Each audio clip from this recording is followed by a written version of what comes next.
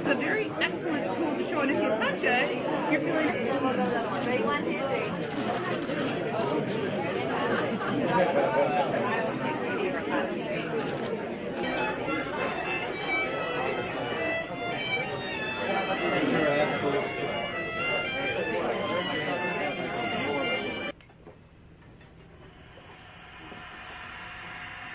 It all happened more than 30 years ago. But I remember it as though it was just yesterday. It was 1967. It was the summer of love. But somehow, someone forgot to tell these guys. Orange Bowl 67 is underway! Florida Gators were doing tough against the favorites, Georgia Tech, in their first ever Orange Bowl. The Gators have no answer to this. In the first quarter, it seemed like Georgia Tech had all the answers. My teammates, they were blocking their hearts out. It seemed like nothing was working. The guys were getting hammered. We did everything we could to try and lift them. By the end of the first quarter, me and just about everybody else in the place never gave them a chance. Oh, the Gators are not looking good. The problem for the Gators was that they expended so much energy early in the game that they had none left for the end. So we devised a drink of carbohydrate and electrolytes that speeds into the system and supplies everything they need for energy production. Naturally, we named it Gatorade. Whatever these guys came up with worked. Because when the Gators came out the second half, they were a different team. Well, folks, I figured the Gators coach had some stern words to say to his players because they're playing the third quarter as if their life depended on it. In the second half, our guys seemed to get more tired, but those Gators, they just kept on coming. Look at those Gators.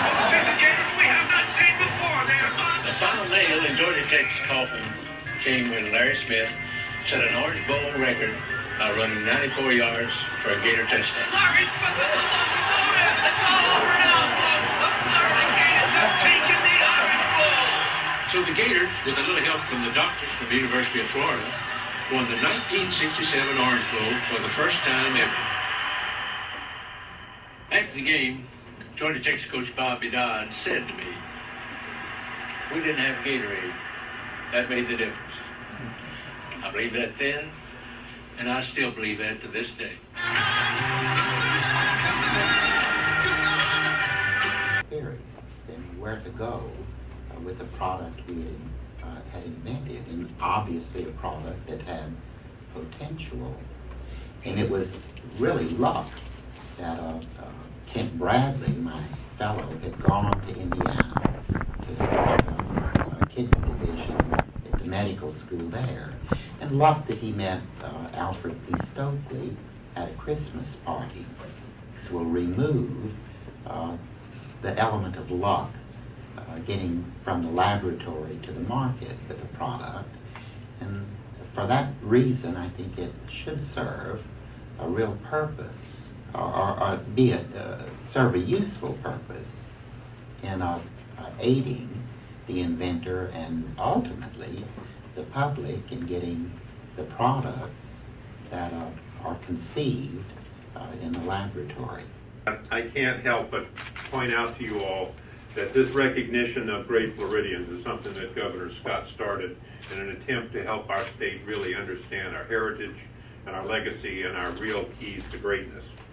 People have asked me, in fact as late as 15 minutes ago, why is it Governor Scott spends more time in Florida than any other governor that we can remember? And I think one of the reasons is he recognizes that we are part of the future economy of our state, and we are doing the things that he would like to have exemplified all over our state. So it's notable, Governor, that you're here. We're glad to have you here. And now on to Dr. Cade. Dr. Cade will join two other inventors on the Governor's Great Floridians list, the other two being a man named Thomas Edison and John Gorey, who invented the air conditioning. And that's a pretty powerful trio if you think about it. And that's pretty good company for Dr. Cade to be in as well.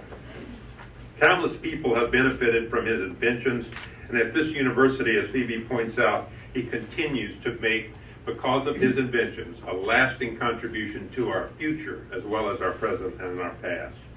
And yet, as all right, today it's a great honor to give you an honor of you and your husband, because it's always, I know in my life, in my case, I've been married since I was 19, it's always a team effort.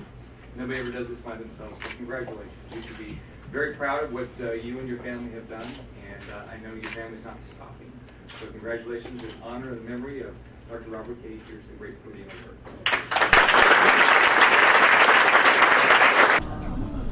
So this is me. One of